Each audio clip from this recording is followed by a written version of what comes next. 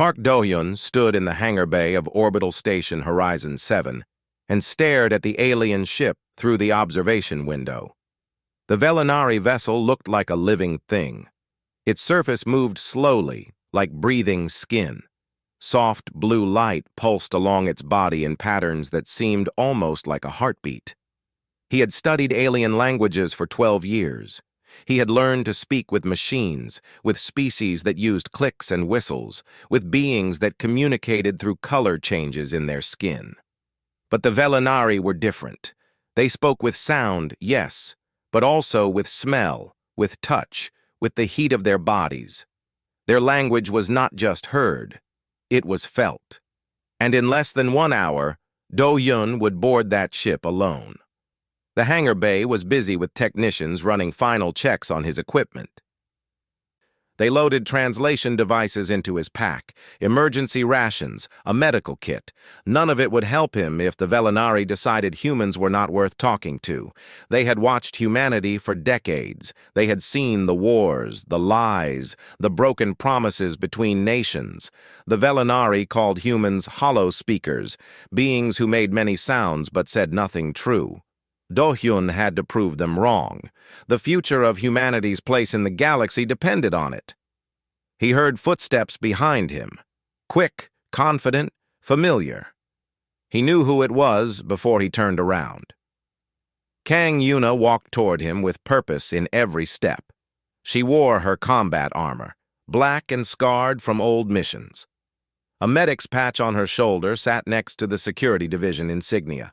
Her dark hair was pulled back tight, and her eyes were sharp and focused. She was the best combat medic on the station. She was also the person Do-hyun trusted most in the universe. They had worked together for 3 years. She had pulled him out of danger more times than he could count. She was direct, brave, and never wasted words. Do-hyun was the opposite. He always thought too much before speaking. He analyzed every sentence, every possible meaning. It made him good at languages, but bad at talking to people, especially people he cared about. Yuna stopped in front of him. She was close, closer than normal. He could smell the metal and antiseptic of her armor, mixed with something warm underneath. "The captain won't let me go with you," she said. Her voice was low, meant only for him. "They want you alone on that ship. No weapons, no backup inside." "I know," Do-hyun said. "It's what the Velinari requested." "It's stupid," Yuna said. "You're walking into an alien vessel with nothing but a translator that probably won't work." "It will work," Do-hyun said, though he was not sure. Yuna studied his face. She always looked at him like she could see through his careful words to the fear underneath. It made him uncomfortable. It also made him feel seen in a way no one else managed. She leaned closer. Her mouth was near his ear. He felt her breath warm against his skin. "Do you need me now or later?" she asked. The question was simple. She was asking about extraction protocol. Did he want her on standby for immediate rescue if things went wrong in the first hour? Or did he want her ready for scheduled backup later in the mission? But standing there with her so close, with the weight of everything pressing down on him, the mission, the danger, the fear that he might never come back, his mind went blank. He knew what he should say. He should give her a time, a protocol number, a clear answer. That was his job. He was the one who always had the right words. But the words would not come. It was not just the question, it was her. It was the way she looked at him. It was the knowledge that he might not see her again. It was everything he had never said to her, all the feelings he had analyzed and organized and locked away, because there was never a right time, never a safe moment. Now there was no time left, and he still could not speak. Yuna waited. 1 second, 2. Her eyebrow raised slightly. Do-hyun managed to nod. Just a nod, no words. Yuna pulled back. A small smile crossed her face. But he could not read it. Did she think he was confident? Did she think he was afraid? Did she know what her closeness did to him? "Later it is," she said. I'll be ready when you call. She reached out and touched his arm once, quick and firm. Don't die, linguist. I hate paperwork. Then she turned and walked away. Her boots echoed on the metal floor until she disappeared through the hangar doors. Do-Yun stood frozen for a long moment. His heart was beating too fast. His face felt warm. He was about to represent all of humanity to an alien species, and he could not even answer a simple question from one woman. He took a deep breath and turned back to the window. The Velinari ship waited. Its lights pulsed in slow, calm patterns. It did not care about his feelings or his fear. It only cared about what he could prove. A technician approached him. Sir, the shuttle is ready. The Velinari have cleared you for approach. Do-Yun picked up his pack. It felt heavy on his shoulders. He walked toward the shuttle platform, each step taking him closer to the unknown. At the platform edge, he stopped and looked back. The hangar bay was full of people, but he searched for one face. He found her near the control room entrance. Yuna stood with her arms crossed, watching him. She did not wave. She did not smile. She just watched, steady and sure. He wanted to go back. He wanted to tell her things he had never said. But the mission could not wait, and neither could humanity's future. Do-Hyun turned away and boarded the shuttle. As the small ship lifted off and carried him toward the alien vessel, he thought about Yuna's question. Such simple words. Such a complicated answer. Do you need me now or later? The truth was he needed her always. He had just never found the words to say it. The shuttle entered the Velinari ship's docking bay. Strange lights surrounded him. The air tasted different, full of smells he could not name. The walls seemed to breathe. Do-Yun stepped out into the alien ship alone. He carried with him humanity's hope for alliance, years of training, and the memory of a question he could not answer. Somewhere behind him, on Horizon 7, Yuna waited. Later, she had said. He hoped later would come. The inside of the Velinari ship was nothing like Do-Yun expected. There were no hard walls or metal floors. Everything was soft and curved, like being inside a giant seashell. The surfaces glowed with gentle light that changed color as he moved. The air was thick with smells, flowers, rain, something like honey, and other scents he had no words for. His translation device beeped and flickered. It was trying to process the environment, but there was too much information. Sound, smell, temperature. The Velinari language used all of it together. His machine could only handle one thing at a time. A figure appeared at the end of the corridor, tall and thin, with skin that glowed soft blue and green. Long tendrils flowed from its head like hair made of light. It moved without sound, gliding toward him. This was Elder Serenith, the Velinari diplomat. Do-Yun had seen images, but seeing her in person was different. She was beautiful in a strange way, like looking at a sunset on an alien world. She stopped before him. Her tendrils moved slowly, reaching toward him but not touching. The air around her grew warm, and a low humming sound came from her body. It was not words, it was feeling. Do-Yun's translator beeped uselessly. It could not convert feeling into language. He bowed, a human gesture of respect. I am Park Do-Hyun, he said. I speak for humanity. I thank you for this meeting. Serenith's glow shifted to pale yellow. Her humming changed pitch. Then she spoke, and her voice was like many voices at once, layered on top of each other. Hollow speaker, she said. You make sounds. But do you say anything? Do-Yun felt the challenge in her words. This was the test. The Velinari believed humans talked too much and meant too little. They had watched Earth's history, the wars started by lies, the treaties broken, the endless noise of human media filled with empty words. I hope to show you that humans can speak truth, Do-Hyun said. Serenith's tendrils curled slightly, her light turned darker blue. Truth is not spoken, truth is felt. Can you feel, hollow speaker? Or do you only think? She turned and glided away. Do-hyun followed her through winding corridors that seemed to shift and change around him. The ship was alive, he realized. It responded to Serenith's emotions, reshaping itself as she moved. They entered a large chamber filled with other Velanari. Dozens of them, all glowing different colors, all humming at different frequencies. The sound filled the room like music. Do-hyun felt it in his chest, in his bones. Serenith gestured for him to stand in the center. All eyes turned to him. All the humming stopped. Silence. Complete and heavy. "Show us," Serenith said. "Show us human communication." Do-hyun's mind raced. What should he do? Give a speech? Recite poetry? Play music from his device? He had prepared so many things, but now none of them felt right. He opened his mouth to speak, but Serenith raised a tendril. "Not words," she said. "Words are easy. Words are cheap. Show us what is underneath." Do-hyun closed his mouth. He did not know what to do. His whole life was words. He had built his career on them. He had used them to protect himself, to keep distance, to stay safe. Without words, he had nothing. The Velanari watched him. Their lights flickered with colors he did not understand. Were they disappointed? Amused? He could not tell. Serenith's glow turned cold white.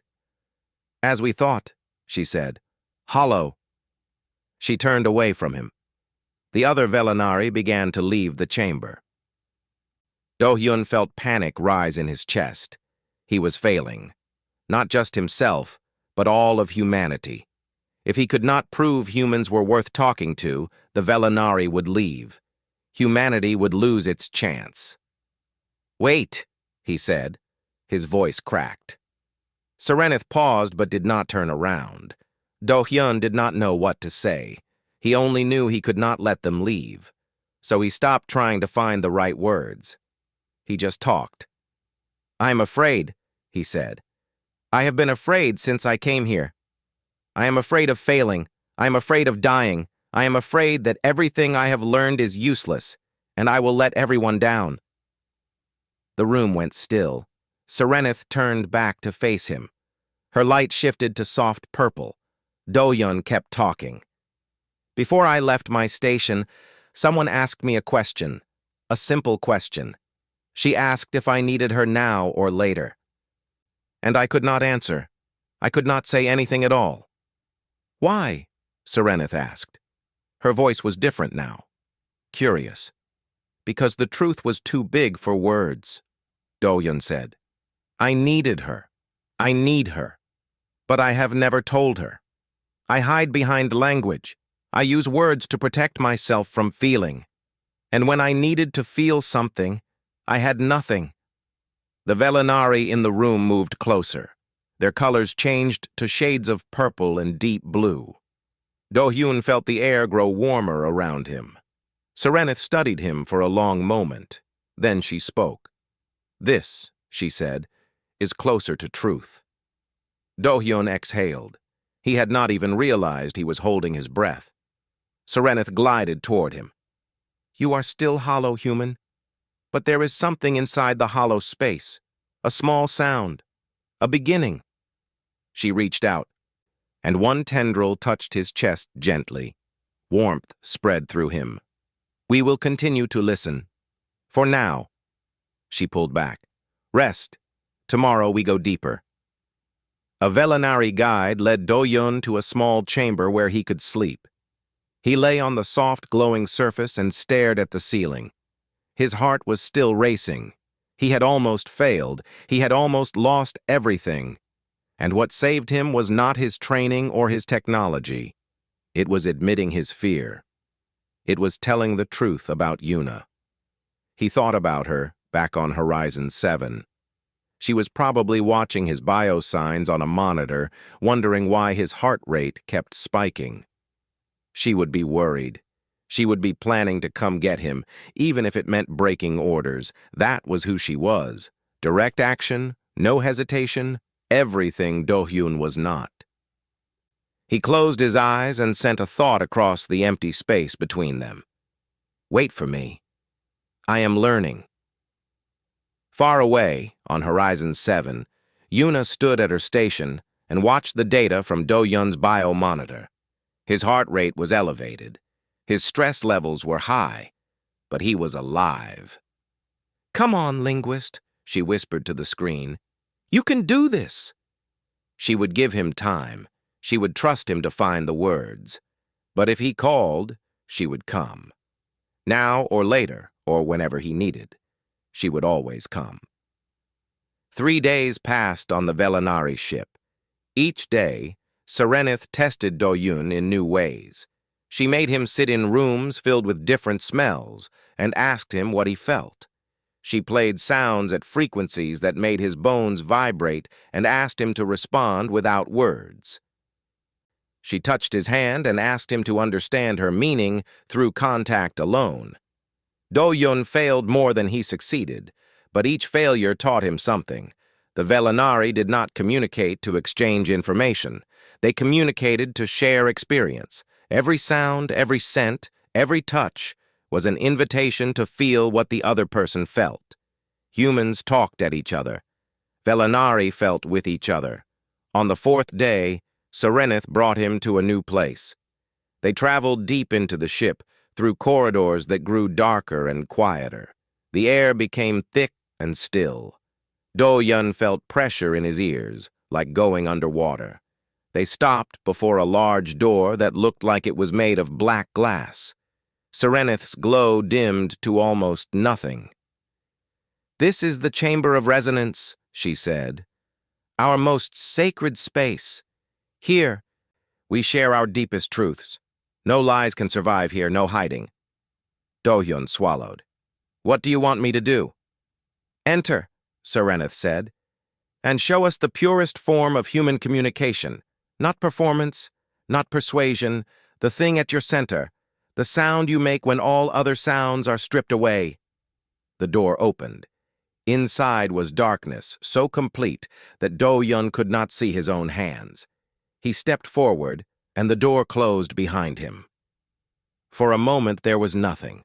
No sound, no light, no smell, just emptiness. Then he felt them, the Velanari, hundreds of them, maybe thousands, surrounding him in the darkness.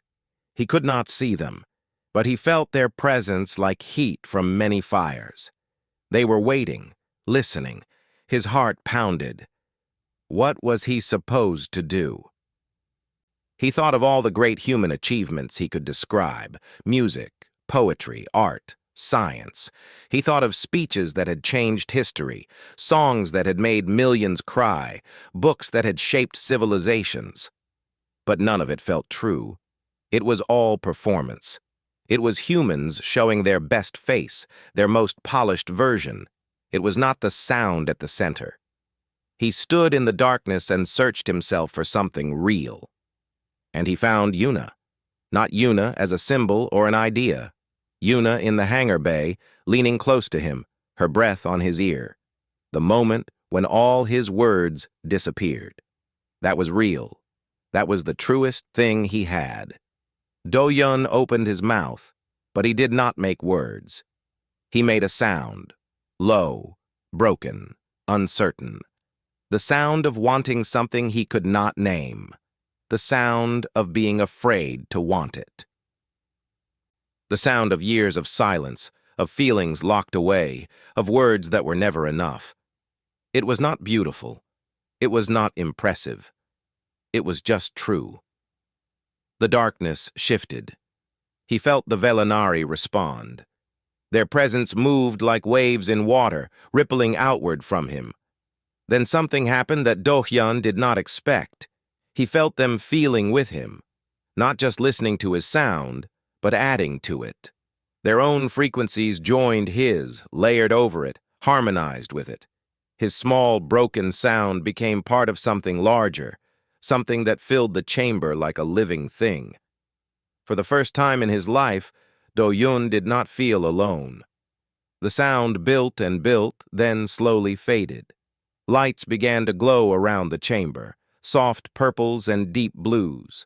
The Velinari became visible, hundreds of them arranged in circles around him. Their tendrils reached toward each other, connected, forming a web of light. At the center of the web was Serenith. She glowed brighter than before, her light pure white. "We heard you," she said. "We felt you. Your sound is small, but it is real." She moved toward him, her tendrils flowing. "You are not hollow, Park Do-yun. You are incomplete. There is a difference." "Incomplete," Do-yun repeated. "All beings are incomplete alone," Serenith said. "That is why we reach for each other. Your species has forgotten this. You fill the emptiness with noise instead of connection. But you can remember. You can learn." She touched his chest again, and this time the warmth spread through his whole body. "The Velinari will continue to speak with humanity," Serenith announced. The chamber hummed with approval. "We will teach you to resonate. And perhaps you will teach us something in return." Do-hyun felt tears on his face. He was not sure when they had started. "Thank you," he said. "I will not waste this chance." "Do not thank us," Serenith said. "Go back to your people. Find the one whose question silenced you. Complete your frequency with hers. Then return to us whole." Do-hyun nodded. He understood. He finally understood. He was given a communicator that could reach Horizon 7 through the Velinari ship's systems. His hands shook as he activated it. Static filled the channel. Then a voice came through, tight, controlled, but he could hear the worry underneath. "Do-yun, this is Horizon 7. Report your status." It was Lieutenant Bae Mira, the communications officer. But he could hear other voices in the background. One of them was Yuna's, demanding to know if he was alive. "I am safe," Do-yun said. "The Velinari have agreed to continue negotiations. We will meet on the planet's surface next. He paused. The words felt important. "Tell Yuna something for me." "She is right here," Mira said. "Go ahead." Do-yun took a breath. "Tell her, later. I need her later. Tell her to wait for me." Silence on the channel. Then Yuna's voice, rough and relieved. "Copy that, linguist? Later it is. Don't make me wait too long." The channel closed. Do-yun stood in the chamber of resonance, surrounded by glowing Velinari, and felt something in his chest unlock. A door he had kept closed for years. He was still incomplete, but he was not hollow anymore. He had a sound at his center now. It was small and uncertain, but it was reaching for someone, and she was waiting for him. The negotiations would continue on Volantis Prime. There would be more tests, more challenges, more chances to fail or succeed. The fate of humanity's alliance still hung in the balance, but Do-yun was not thinking about humanity right now. He was thinking about a woman in black armor who asked simple questions and never wasted words. He was thinking about what he would say to her when he finally found his voice. The surface of Volantis Prime was more beautiful than any world Do-hyun had ever seen. Mountains rose in the distance, their peaks glowing with soft light. Rivers of silver water cut through valleys filled with plants that sang when the wind touched them. The sky was purple and pink, with 3 small moons visible even during the day. The Velinari capital city was built into the landscape like it had grown there naturally. Buildings curved and flowed, made of the same living material as their ships. Everything resonated. The ground hummed beneath Do-yun's feet. The air carried melodies he could almost understand. He had been on the surface for 2 days, meeting with Velinari leaders, learning their customs, preparing for the formal alliance ceremony. Serenith stayed close, guiding him, translating the deeper meanings he still missed. But something was wrong. Do-hyun felt it on the morning of the 3rd day, a tension in the air. The city's usual harmonies were off-key, discordant. Velinari he passed in the streets looked at him with colors he had not seen before, dark reds and harsh oranges. There is opposition, Serenith told him quietly. Some believe humans will corrupt us. They want to end the negotiations. What will they do? Do-hyun asked. Serenith's light flickered. I do not know, but be careful. That afternoon, Do-hyun traveled with a Velinari delegation to a meeting site outside the city. They flew in a small transport over the Singing Valleys, vast plains where the wind created constant music through rock formations shaped like instruments. Halfway through the journey, the transport shook violently. Warning lights flashed. The Velinari pilot made sounds of alarm that needed no translation. Something had hit them. The transport spiraled down toward the valley floor. Do-hyun grabbed onto whatever he could as the world spun around him. They crashed hard, the impact throwing him against the wall. Then everything went dark. When he woke, he was alone. The transport was destroyed, broken into pieces scattered across the valley. The Velinari delegation was gone, dead or taken, he could not tell. His equipment was smashed. His communicator was broken. He was stranded in the middle of nowhere, on an alien world, with no way to call for help. Do-hyun checked himself for injuries, cuts and bruises, but nothing broken. He could walk. He had to walk. But where? He looked around at the Singing Valleys. The wind moved through the rock formations, creating sounds that were almost words. If he could attune himself to the planet's resonance, maybe he could find his way to the city. Maybe he could find help. He closed his eyes and listened.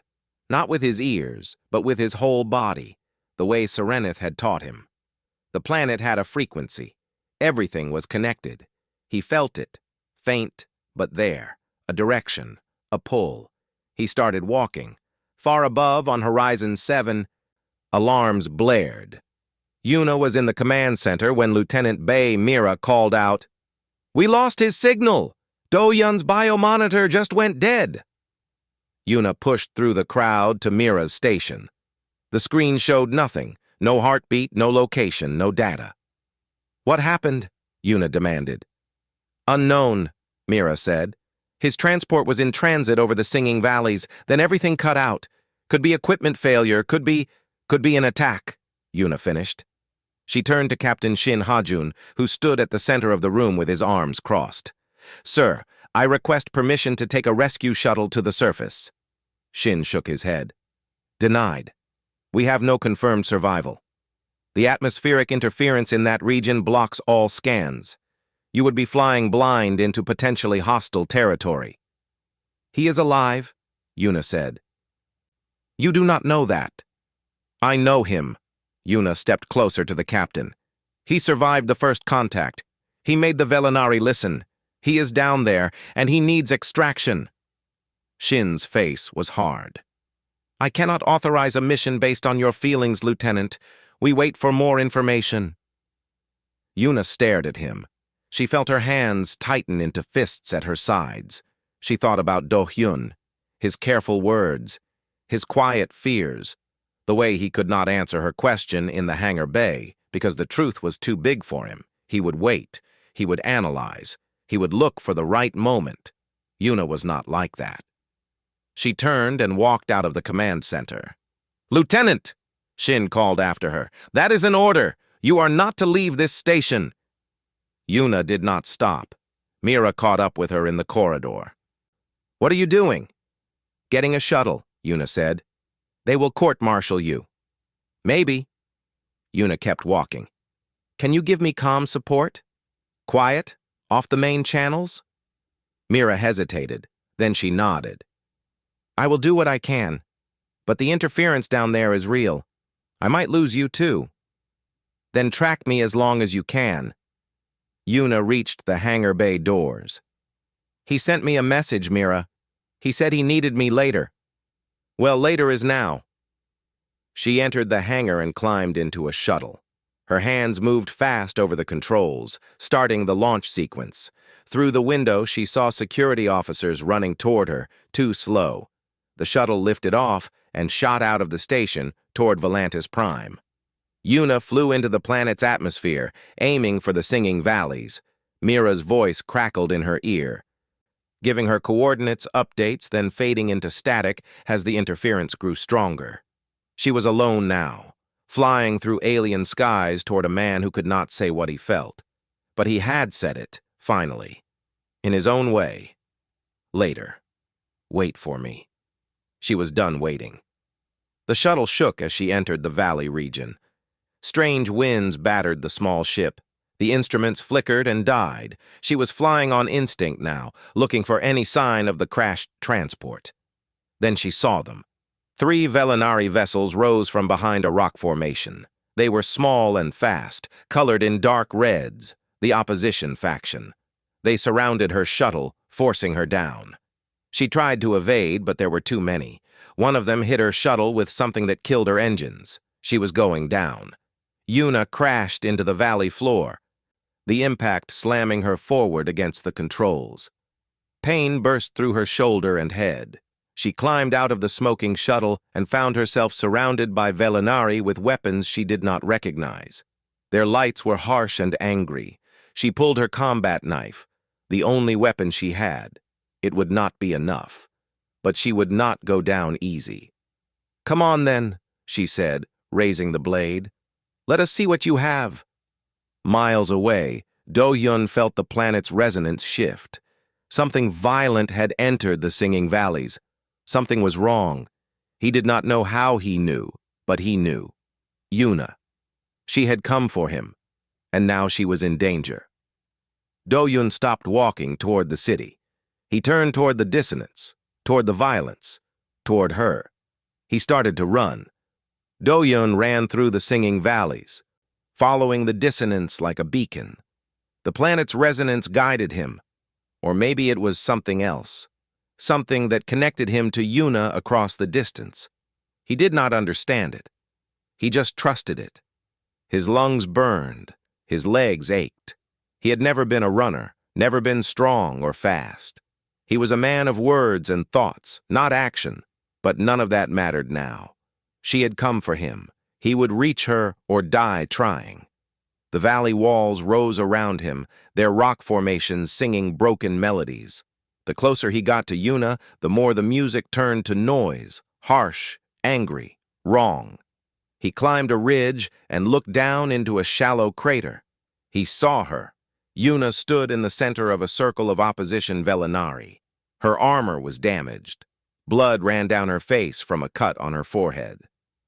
She held her combat knife in a defensive stance, moving in a slow circle, watching all of them at once. She was surrounded, outnumbered, wounded, and she was still fighting. The Velinari closed in slowly. Their lights pulsed dark red, their sounds low and threatening. They did not need to rush. They had her trapped. Do-Yun did not think. He slid down the ridge and ran into the crater. "Stop!" he shouted. The Velinari turned to face him. Their weapons, strange devices that glowed with heat, pointed at his chest. Yuna's eyes went wide when she saw him. "Do-Yun, what are you doing?" she yelled. "Get out of here!" He ignored her. He walked forward until he stood between her and the Velinari. "I am the human representative," he said. "I am the one you want. She is just a soldier. She does not matter to your cause. Let her go." One of the Velinari moved forward. It was larger than the others, its light a deep crimson. When it spoke, its voice was harsh and layered with contempt. "You both will be silenced," it said. "Humans are corruption. You will not infect our people with your hollow words." "I am not here to give you words," Do-Yun said. He closed his eyes. He thought about everything he had learned on the Velinari ship. The communication that went beyond language. The truth that was felt, not spoken. The sound at the center. He thought about Yuna. Her question in the hangar. The way she made him feel seen. The way she came for him without hesitation while he spent his whole life hesitating. He thought about what she meant to him. What humans meant to each other. The connections they built despite all their flaws. The love, the loyalty, the willingness to die for someone else. And he opened himself. He did not make words. He made a sound that came from somewhere deep inside, a frequency of feeling, of truth, of everything he had never said. It poured out of him like water breaking through a dam. Years of silence, of fear, of hiding behind careful language, all of it released in a single resonance. He felt Yuna, her strength, her courage, her frustration with his endless analysis, her care for him that she showed through action because words were not her way. He felt humanity. Billions of people, flawed and messy, fighting and loving and reaching for each other across all their differences. He felt hope. The singing valleys responded. The rock formations around them caught his resonance and amplified it. The broken melodies realigned into harmony. His small human sound became part of the planet's voice, spreading outward across the valley, across the continent. Every Velinari on the planet heard him. Not his words, his truth. The opposition Velinari in the crater stumbled back. Their red lights flickered, shifting toward orange, toward yellow. They felt what he felt. They could not deny it. A human had learned to resonate. A hollow speaker had found his center. The sky above the crater filled with light. Velinari vessels appeared. Not the dark ships of the opposition, but bright ones, glowing white and blue. Serenith's people. They had heard him too. The vessels landed around the crater. Serenith emerged, her light blazing. Behind her came dozens of Velinari loyal to the Alliance. The opposition faction lowered their weapons. They were outnumbered now. But more than that, they were shaken. Everything they believed about humans had been challenged. Serenith walked to Do-hyun. Her tendrils reached out and touched his face gently. "You have done something no human has done before," she said. "You have sung with our world. You have proven that your species can learn to resonate." She turned to the opposition Velinari. "Can you deny what you felt?" The Crimson leader hesitated. Its light shifted through colors Do-hyun could not read. Conflict, doubt, something else. "We will consider," it said finally. "We will listen. For now." It was not acceptance, but it was not violence either. Serenith nodded. "That is enough. For now." The opposition withdrew. Their vessels lifted off and disappeared into the sky. Do-hyun felt his legs give out. He dropped to his knees in the dirt, exhausted beyond anything he had ever felt. Then Yuna was there, kneeling beside him, her hand on his shoulder. "That was stupid," she said, "running in here with no weapon, no plan." "I learned from you," Do-hyun said. She made a sound that might have been a laugh. "I am not that stupid. You flew a shuttle into hostile territory against orders. That is different." "How?" Yuna paused. Her eyes met his. "I knew you were worth it." Do-hyun felt his heart swell. Words tried to form, but they felt small, inadequate. How could language capture what he felt for her? Then he realized it did not have to. He reached out and took her hand. He let himself feel what he felt, openly, without hiding. Gratitude, admiration, love. She squeezed his hand back. Her eyes softened. She understood. Later, they rested in a Velinari healing chamber in the capital city. Do-hyun's cuts were treated. Yuna's wounds were cleaned and sealed. They sat beside each other on a soft surface that glowed with gentle warmth. The formal alliance ceremony would happen the next day.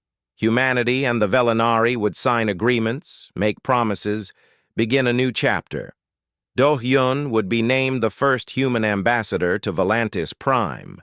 Yuna would be assigned as his permanent security detail. But right now, in this quiet chamber, none of that mattered. Yuna leaned close to him. Her breath was warm against his ear, just like in the hangar bay. But everything was different now. "So," she said softly, "do you need me now or later?" Do-hyun did not hesitate. For the first time in his life, the words came easy. "Now," he said. "And later." And after that, Yuna smiled. It was rare and unguarded, a smile she showed to no one else. "Good answer, linguist," she said. She kissed him. Outside the chamber, the Velinari city sang its harmonies. 3 moons rose in the purple sky.